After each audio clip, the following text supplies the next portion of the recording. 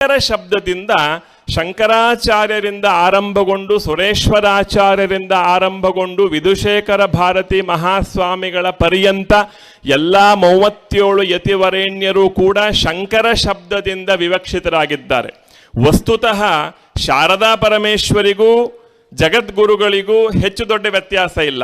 ಒಬ್ಬರು ತುಂಗೆಯ ಈ ತೀರದಲ್ಲಿದ್ದರೆ ಇನ್ನೊಬ್ಬರು ತುಂಗೆಯ ಆ ತೀರದಲ್ಲಿದ್ದಾರೆ. ಒಬ್ಬರು ಶಾರದೆ ಅಭಯವನ್ನು ಕೊಡ್ತಾಳೆ, ಮಾತಾಡುವುದಿಲ್ಲ. ಈ ಭಾಗದಲ್ಲಿ ಜಗದ್ಗುರುಗಳು ಮಾತಾಡ್ತಾರೆ. ಇದು ಎರಡು ದೊಡ್ಡ ವ್ಯತ್ಯಾಸ ಇರುವಂಥದ್ದಷ್ಟೇ ಬಿಟ್ಟರೆ ಮತ್ತೆಲ್ಲ ವಿಷಯದಲ್ಲೂ ಶಾರದೆಯೂ ಒಂದೇ, ಜಗದ್ಗುರುಗಳು ಒಂದೇ, ಯಾವ ವ್ಯತ್ಯಾಸ ಇಲ್ಲ.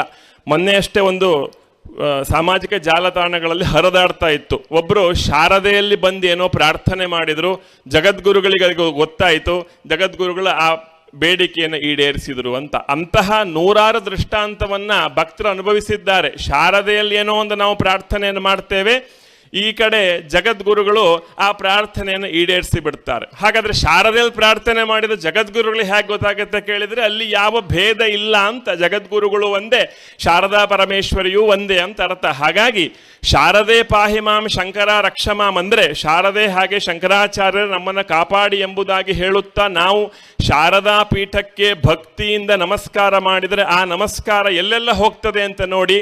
ಶಾರದೆಗೆ ನಮಸ್ಕಾರ ಮಾಡಿದರೆ ಅಥವಾ ಶಾರದಾ ಪೀಠಾಧಿಪತಿಗಳಿಗೆ ಭಕ್ತಿಯಿಂದ ನಾವು ತಲೆಬಾಗಿ ನಮಸ್ಕಾರ ಮಾಡಿದರೆ ಆ ನಮಸ್ಕಾರ ಪೂರ್ವ ದಿಕ್ಕಿನಲ್ಲಿರ್ತಕ್ಕಂಥ ಅಸ್ಸಾಮಿನ ಕಾಮಾಖ್ಯ ದೇವಿಗೂ ಹೋಗ್ತದೆ, ಉತ್ತರದಲ್ಲಿರ್ತಕ್ಕಂಥ ಕಾಶ್ಮೀರ್ ಜಮ್ಮುವಿನ ವೈಷ್ಣೋದೇವಿಗೂ ಕೂಡ ಹೋಗ್ತದೆ, ಮಧ್ಯಪ್ರದೇಶದಲ್ಲಿರ್ತಕ್ಕಂಥ ಬಿಂದುವಾಸಿನಿಗೂ ಹೋಗ್ತದೆ, ಪಶ್ಚಿಮ ದೇಶದಲ್ಲಿರ್ತಕ್ಕಂಥ ಮುಂಬಾದೇವಿಗೂ ಹೋಗ್ತದೆ, ದಕ್ಷಿಣದಲ್ಲಿರ್ತಕ್ಕಂಥ ಕನ್ಯಾಕುಮಾರಿಗೂ ಹೋಗ್ತದೆ.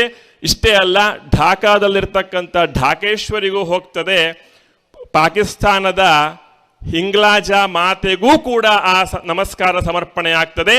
ಅಖಂಡ ಭಾರತ ಏಕಾಕಾರವಾಗಿ ನಮ್ಮೆದುರು ಬಂದು ನಿಲ್ತದೆ.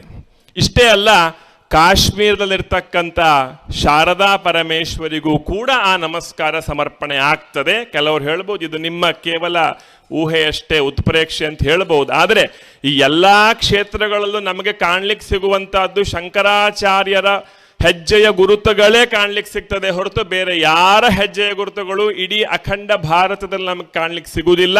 ಹಾಗಾಗಿ ಈ ಭಕ್ತಿಯಿಂದ ಶಾರದೆಗೆ ಅಥವಾ ಶೃಂಗೇರಿ ಪೀಠಾಧಿಪತಿಗಳಿಗೆ ನಮಸ್ಕಾರ ಮಾಡಿದರೆ ಅಖಂಡ ಭಾರತ ನಮ್ಮ ಮುಂದೆ, ನಮ್ಮ ಕಣ್ಣೆದುರು ಮುಂದೆ ಬಂದು ನಿಲ್ತದೆ ಅಂತ ಅರ್ಥ.